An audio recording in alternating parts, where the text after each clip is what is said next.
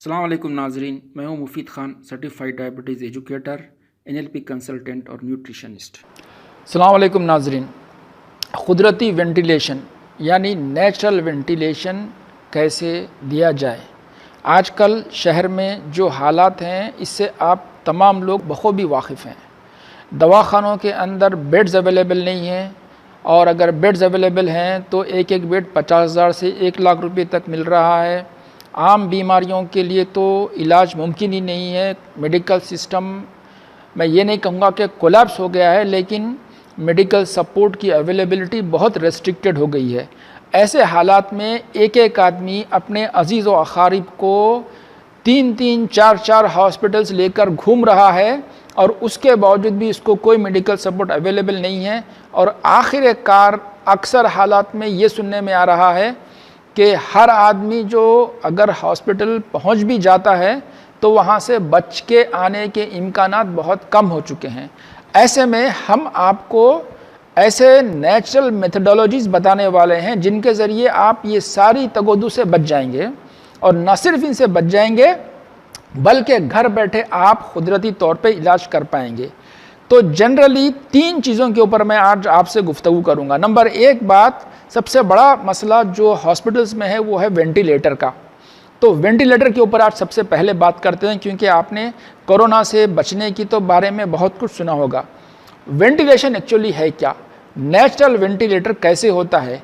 देखिए, एक होता है मैकेनिकल वेंटिलेटर जो आप दवाखानों में देखते हैं कि वहाँ पर लोग जाते हैं और वहाँ जाने के बाद में एक मैकेनिकल डिवाइस के ज़रिए से आपको ऑक्सीजन की सप्लाई की जाती है।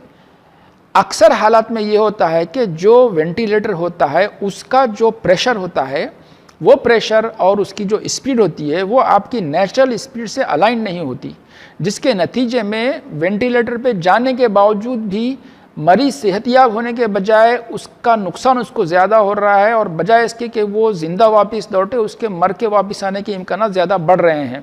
इसके बजाय मेडिकल साइंस ही में इस मैकेनिकल वेंटिलेटर की इजाद से पहले नेचुरल वेंटिलेशन हमेशा से दिया जाता था, लेकिन उसको बताया नहीं जा रहा है। हम आज आपको बताएंगे कि आप घर बैठे बग़ैर किसी पैसा खर्च किए किस तरीके से आप नेचुरल वेंटिलेटर से वेंटिलेशन हासिल कर सकते हैं। बेसिकली इसको कहते हैं प्रोन वेंटिलेशन। तो basically prone ventilation actually prone position को भी कहते हैं, और बाज़ हालात में जो मैकेनिकल वेंटिलेटर दिया जाता है उसको प्रोन पोजीशन में भी दिया जाता है, लेकिन उसके लिए आपको मैकेनिकल वेंटिलेटर की ज़रूरत नहीं है। सिर्फ आप प्रोन पोजीशन में भी आ जाएंगे तो भी आपके लंग्स की सांस लेने की कैपेसिटी बढ़ जाएगी।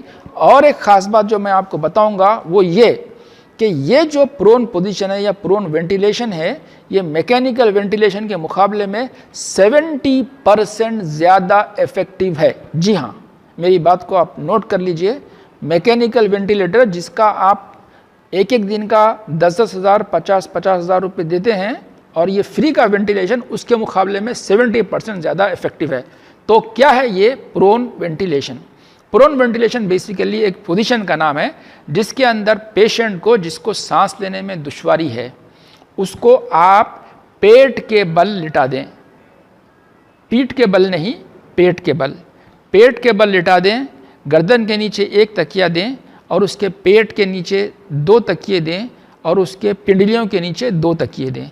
ये एक प्रोन पोजीशन है। इस पोजीशन में जब बंदा लेट जाएगा आधा घंटा से 45 मिनट, तो उसके लंग्स के अंदर सांस लेने की कैपेसिटी बढ़ जाएगी। आप देखोगे कि बहुत जल्द उसको जो सांस लेने में दुश्वारी है उससे वो जल्दी ठीक हो जाएगा।